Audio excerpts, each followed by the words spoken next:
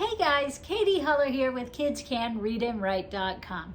So today I want to help you help your kids know how to read those bigger words. Not the huge ones, but the bigger ones. The ones that have at least 2 syllables. All right, we're going to work on some 2-syllable words today. I really want to show you how to make it easier for them. So if they can read 1-syllable words, if they can sound out CVC words, then you can start teaching them how to read the bigger words. Now, mostly first graders, second graders, third graders need to make sure they can do this, but I like teaching kindergartners how to do it too. I like teaching anybody who's learning to read because it's important to be able to read more than just 3 or 4 or 5-letter words. It's important to be able to read the 2-syllable words or even longer ones. I did a video on the 3-syllable words and it's up if you want to find that. But today we're going to work on just the 2-syllable words and how to make those easier for your beginning reader.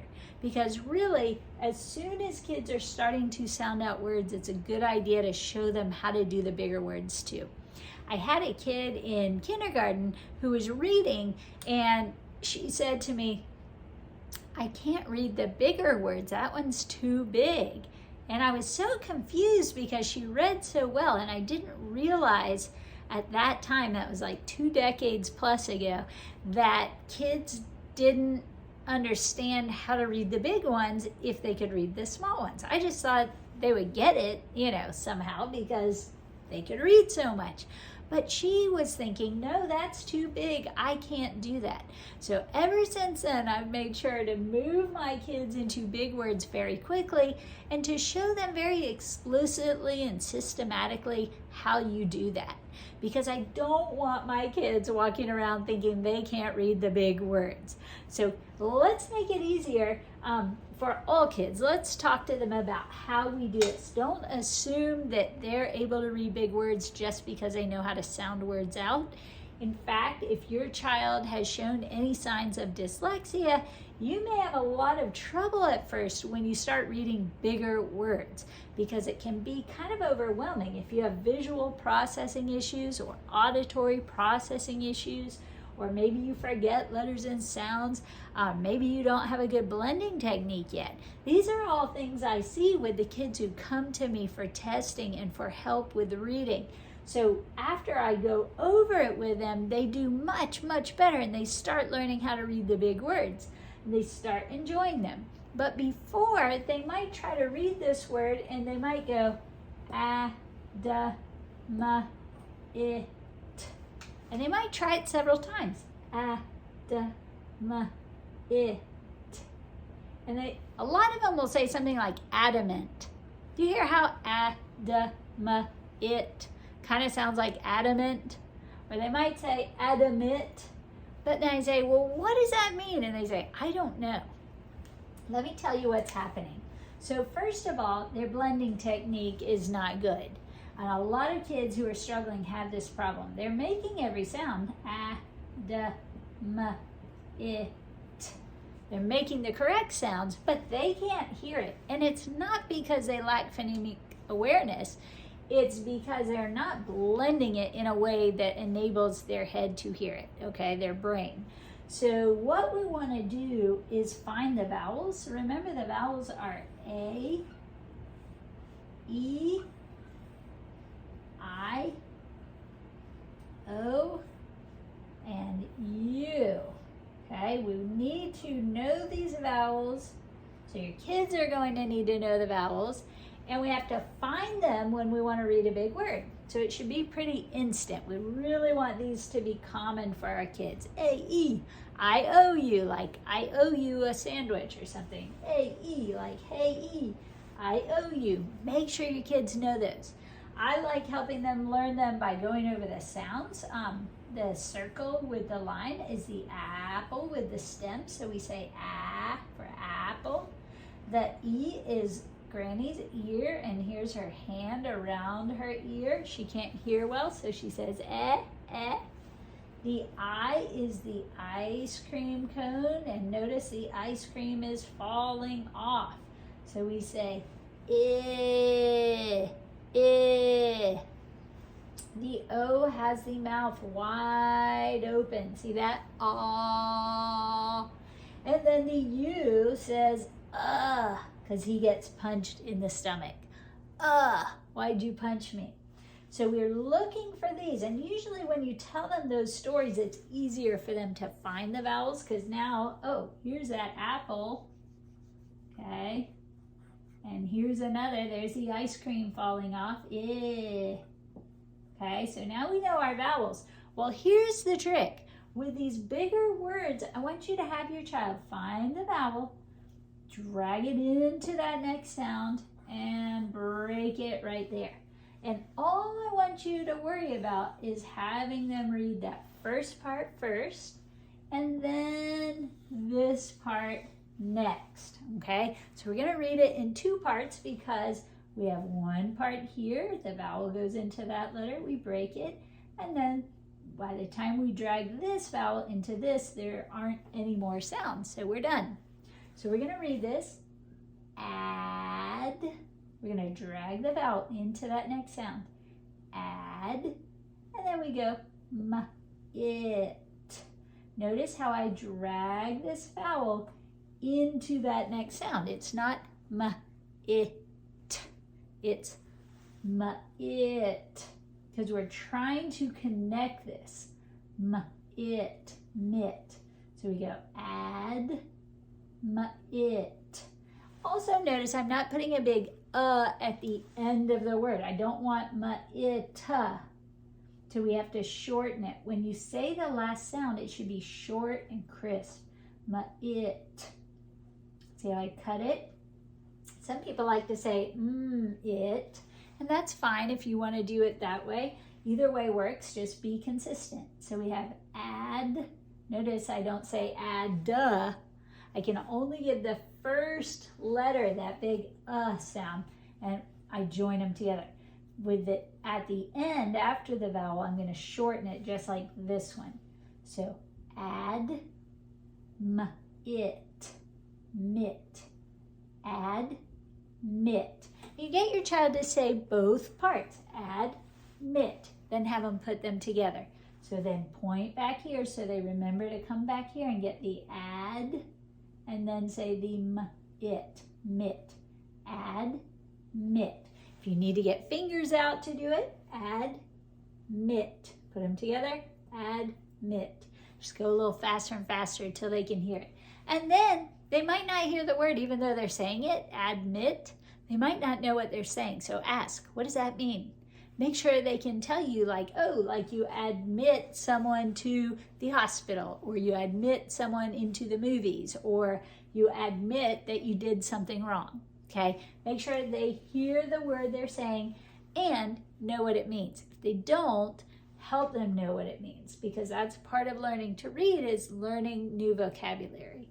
So for this one, we're going to find the vowels. We find the apple. Uh-oh, I'm running out of ink. It's getting dry. And we have granny.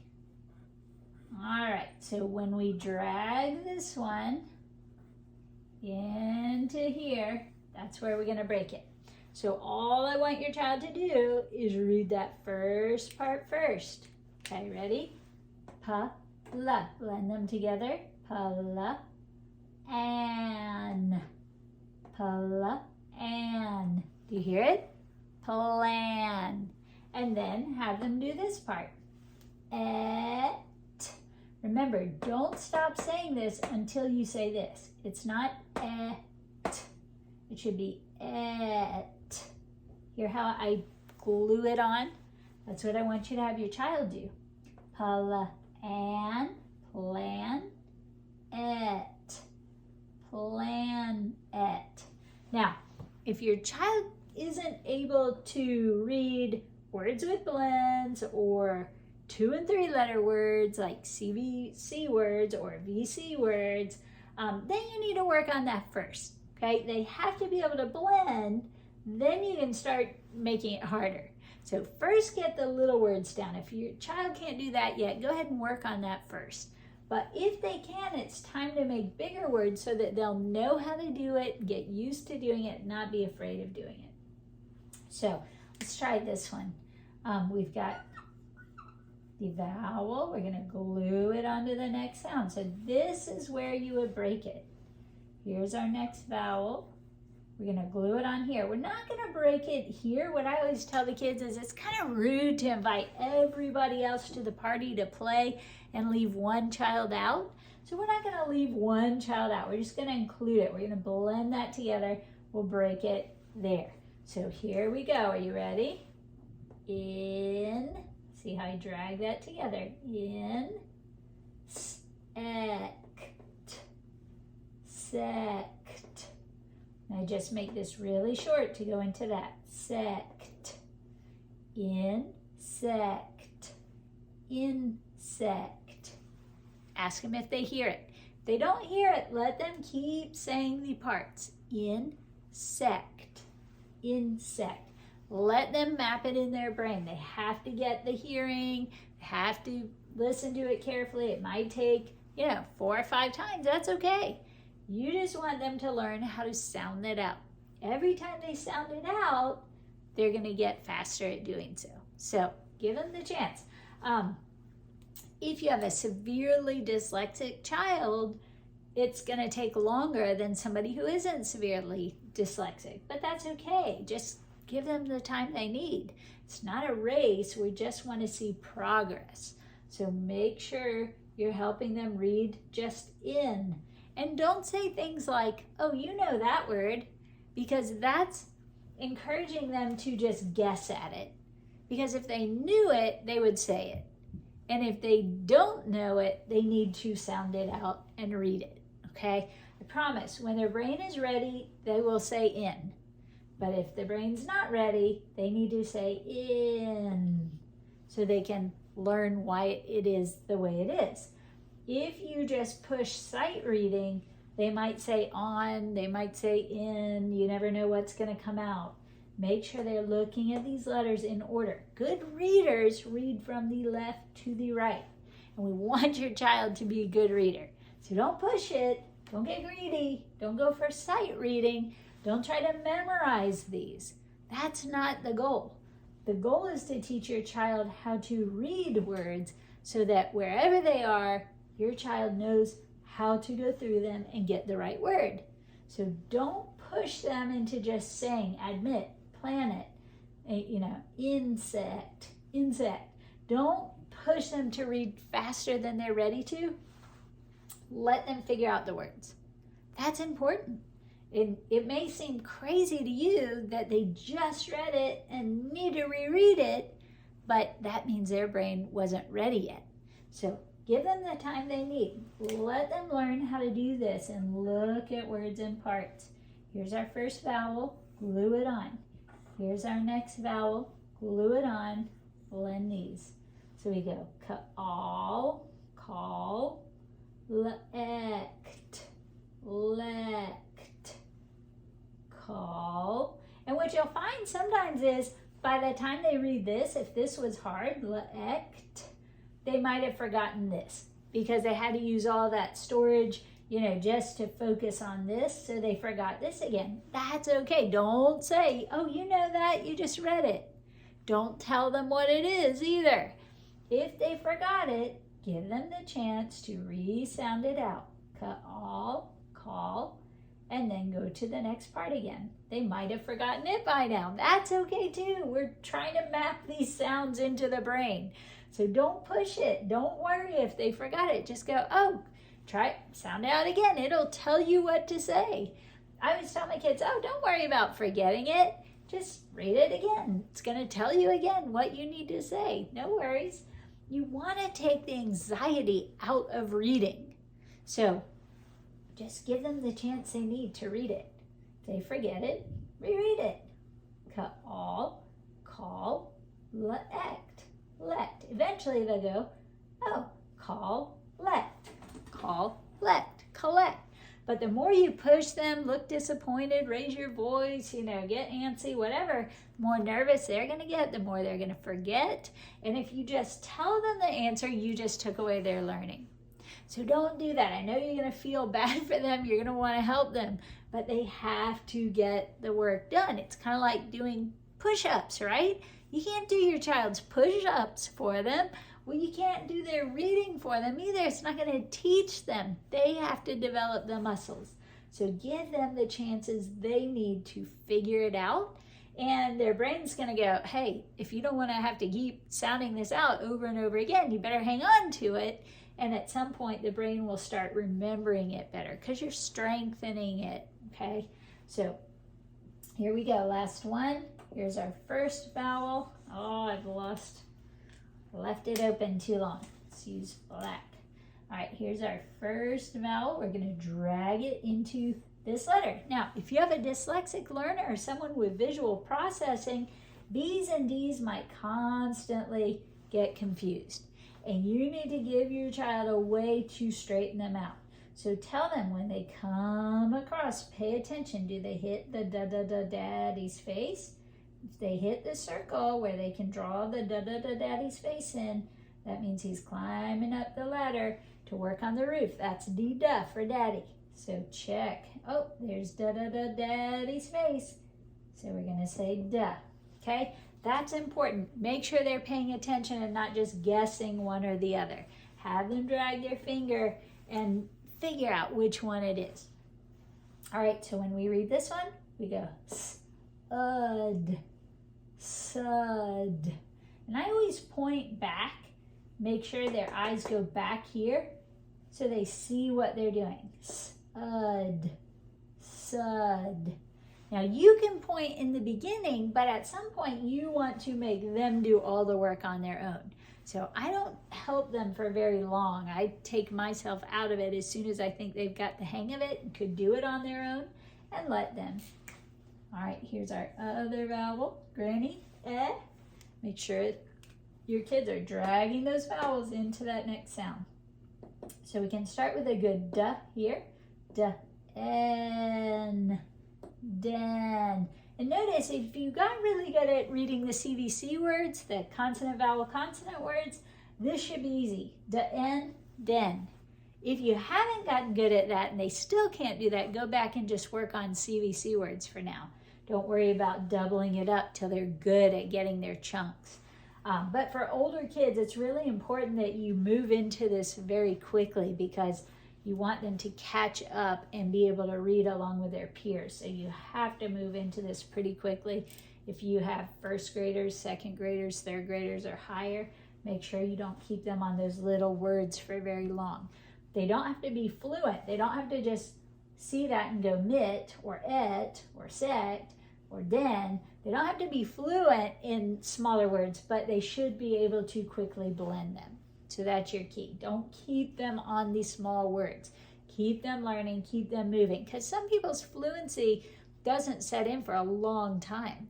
If you have a slower processor, it takes a while to get your fluency in. If you have a poor memory, it takes a while to get your fluency in. So don't make somebody stay on a certain task until they're fluent. That's not right to do to people. You need to keep teaching them. As soon as they've mastered the skill, meaning they can figure it out, they're ready to move on to more complicated things. Like definitely you should be teaching the tricks. As soon as they can sound out words, you need to move them into blends. As soon as they can sound out words with blends, you need to move them into tricks like SH, then CH, then TH, sleepy E. You need to start building the trick knowledge. And even if they can't just look at a word and say it, that's fine. As long as they can figure it out and tell you what it means afterward, you're good to keep moving forward. You do not have to wait. Let me say it again. You do not have to wait until kids can just look at it and say it. That is not realistic for a lot of dyslexic kids for a long time, and you don't want to hold them back, okay? They can keep moving forward. Their fluency will come in when they're ready, so don't worry. All right, so we have sud, sud, den, den, sudden, like all of a sudden, it started raining or snowing or whatever. All of a sudden the door blew open. I don't know, whatever.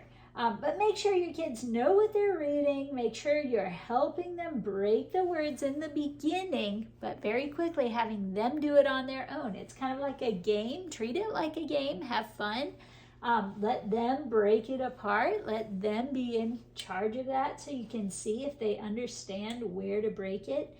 Make sure they know their vowels and have the proper sound. And also watch that blending technique. That's really going to help. And guys, if you need help guiding your kids through the reading process, I have a whole program I made. It's called Black Belt Reading. I finally put it together and it's ready for anybody who needs the help, who wants it all laid out and done for them with videos like this. Not for the parents, but for the kids, where I teach them directly how to do it, just like if you were in my house coming for tutoring. And you can watch the videos with your child at home. You can download the packets. They all come with huge packets full of worksheets to work on, things that tells you like, call out these words for your child to spell. And you call them out and your child listens and spells them. And they all go along with whatever lesson you're on. And you have all the videos with all the common problems and everything that your child can watch with you, and then you have all the sheets you need to work through with your child to make sure they're getting all these skills. So if you need help, go to www.kidscanreadandwrite.com, or you can go to kidscanonlineacademy.com, and that's where it's easier to find right now. At the kidscanonlineacademy.com, but I'm redoing my Kids Can Read and Write site, so hopefully that will be pointing to the same place soon, and you can just go to either one and see the same thing. But anyway, if you want help, look for that Black Belt Reading Program by Katy Huller, and I will help get you set up. Contact me if you need help finding it or just have a question or whatever.